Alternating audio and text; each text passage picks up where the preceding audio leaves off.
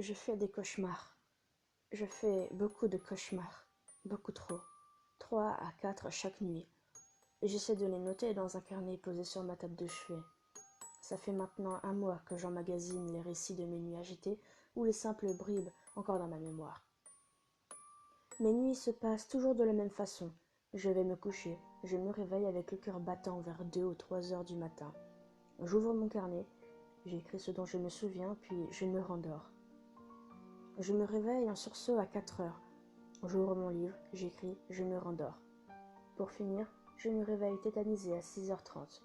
J'ouvre mon journal lentement, j'écris encore en tremblant, et soit je continue le supplice encore une fois, soit je me lève. Je n'ouvre jamais mon carnet en journée. En fait, je ne l'ai jamais ouvert, sauf pour noter mes terreurs nocturnes. J'ai peur de mes souvenirs. Je vois un psychologue depuis quelques mois. Il m'encourage à l'ouvrir, à lire, à affronter et vaincre mes peurs. Il dit que mes cauchemars s'arrêteront peut-être si je ne les refoule pas. C'était déjà lui qui m'avait encouragé à acheter le carnet. Si j'écris ces lignes, c'est parce que ce soir, je vais le faire. Ce soir, je ne vais pas dormir. Je vais lire et réécrire sur ces feuilles ces rêves qui me hantent. Quand j'aurai fini, j'écrirai mes ressentis. Je n'ai pas fini de lire mes cauchemars. En réalité, je n'en ai lu que 3. Mais une personne apparaît dans ces 3 cauchemars. Au cours d'une même nuit, j'ai rêvé 3 fois de la même personne. Ce serait un homme plutôt petit et un peu gros, un sourire au coin des lèvres. Il me fixerait peu importe la situation. Ça commence déjà à être dérangeant. Je continue. Voici des extraits. Nuit 7. Ma sœur se trouve le crâne rasé dans une salle de bain. Son corps nu est recouvert des cheveux qu'elle vient de raser. Elle me fixe, elle me répète que c'est la fin, encore la fin, toujours la fin, que ça sera bientôt la fin. Elle me regarde par-dessus mon épaule. Elle se fige. Je me retourne. L'homme me dit que je ne pourrai pas sauver les gens que j'aime. Nuit 10. Je suis devant un miroir. Mon reflet me sourit alors que je ne souris pas. Il se met à rire, de plus en plus fort. Il hurle de rire. Son rire résonne dans mon crâne. Il frappe à l'intérieur du miroir. Je cligne des yeux. Je me retourne dans le miroir. Il me demande en continuant de rire. Qu'est-ce que ça fait d'être le reflet de soi-même? Deuxième battement de cils. C'est maintenant l'homme qui se tient face à moi. Il sourit. Je lui dis. Qu'est-ce que ça fait de ne pas être réel? Je suis là, non? Comment puis-je être plus réel? Nuit 11. Une pièce sombre. Je ne vois rien. Mes parents sont éclairés au loin. L'obscurité m'oppresse. Mon cœur me fait mal. Ils me regardent avec pitié. Je suis moi, enfant. J'ai peur. Mes parents partent. J'essaie de les suivre, mais mes bras sont retenus. Je me débats. Je ne les vois plus. Ils sont partis? Une main rassurante me pose sur mon épaule. C'est l'homme. Papa, maman, vous ne m'aimez pas? J'ai prêté mon carnet à mon psychologue. Je n'ai pas dépassé le 11e souvenir. Il m'a dit que c'était déjà une progression, que je suis perturbée par quelqu'un et que mes rêves sont sans doute ce que je rejette, une vérité glacée qu'il faut que je brise. J'ai hurlé en plein milieu de la séance. Je me rappelle de chaque mot que j'ai hurlé, comme si je les avais appris par cœur.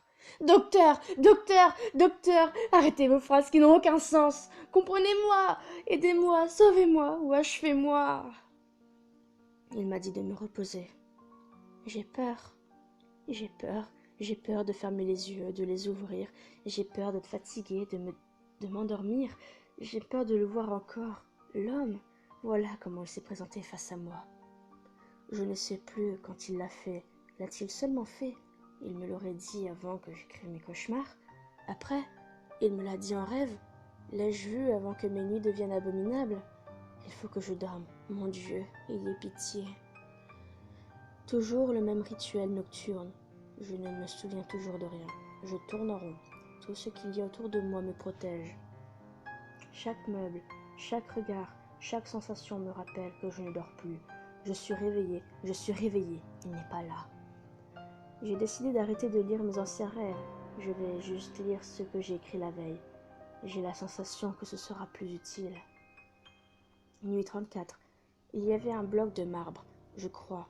L'homme taillait quelque chose dedans, un travail qui demanda du temps. Il me laissa voir son œuvre, un homme avec une capuche, qui avait l'air d'avancer avec crainte. Il me regarda d'un air surpris. Il m'a demandé si je me souvenais. Non, non, je ne me souviens pas. Mais je lui ai répondu, ça arrive. Nuit 35. J'étais devant les corps démembrés de mon père et de ma sœur, dans cette voiture accidentée que j'allais faire brûler. Tout était prémédité d'une balade. Un virage trop serré, puis le fossé, le meurtre de ma sœur. Un tournevis dans la trachée lui avait suffi, la torture du père, puis la dissection, et enfin le bûcher. Et je les ai regardés brûler, brûler sans rien ressentir, sans rien dire, sans rien penser. Je porte un masque. Je me vois de l'extérieur. C'est le visage de l'homme. Je m'arrête au numéro 35. Le dernier sera pire que les autres. Je n'ai plus la force de subir ça. Je suis en larmes. Qu'est-ce que c'est? C'est cet homme. Pourquoi je subis ça? Je n'en peux plus. Je m'en vais. En me levant, j'ai eu un flash. Un cauchemar, peut-être, est-il dans le carnet? J'ai mal, un mal de crâne horrible. Voilà ce dont je me souviens.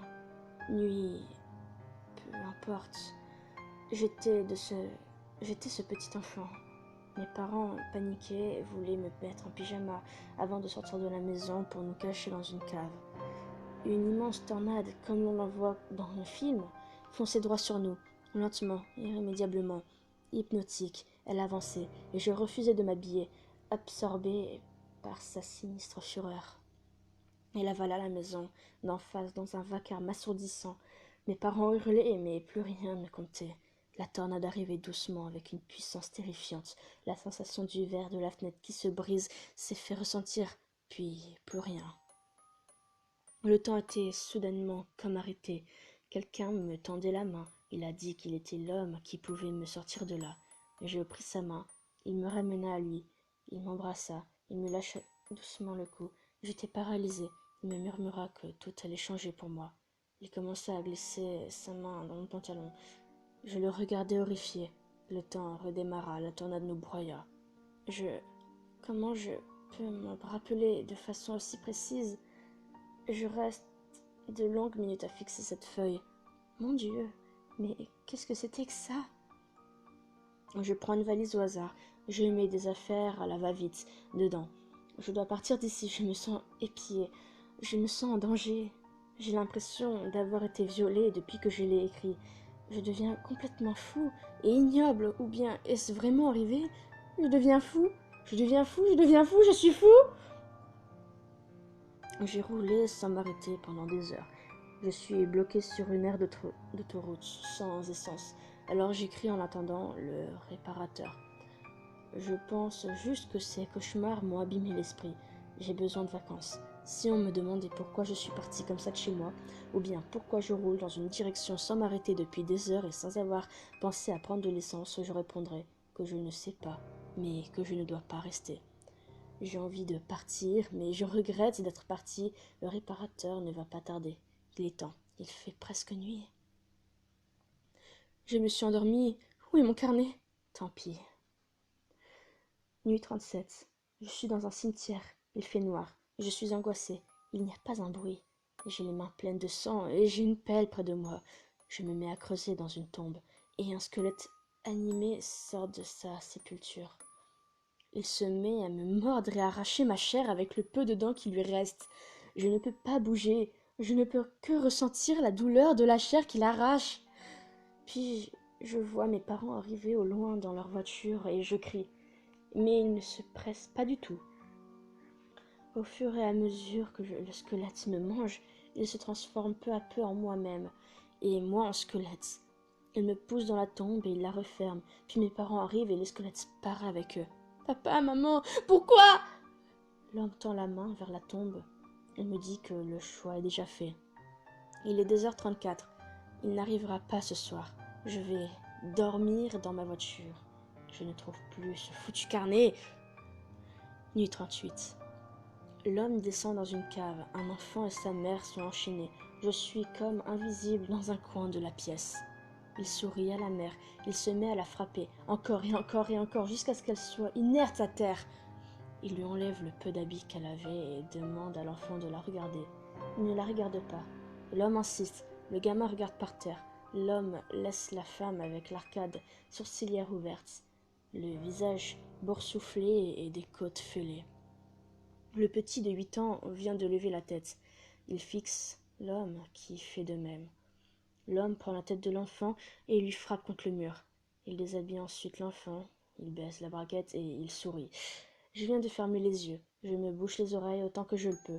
L'enfant hurle. La mère supplie d'être prise à la place de son fils, puis le silence. Je rouvre les yeux. La salle est vide. Il ne reste que du sang, séché. Il me fixe. Tu sais ce qui t'attend maintenant, dit-il avec des sanglots dans la voix. Il me saute à la gorge. Il essaie de m'étrangler. Mais ton choix est déjà fait, n'est-ce pas? Je ne veux plus dormir, je ne peux plus dormir. J'en peux plus, je craque. Ceci est donc une très longue lettre d'adieu.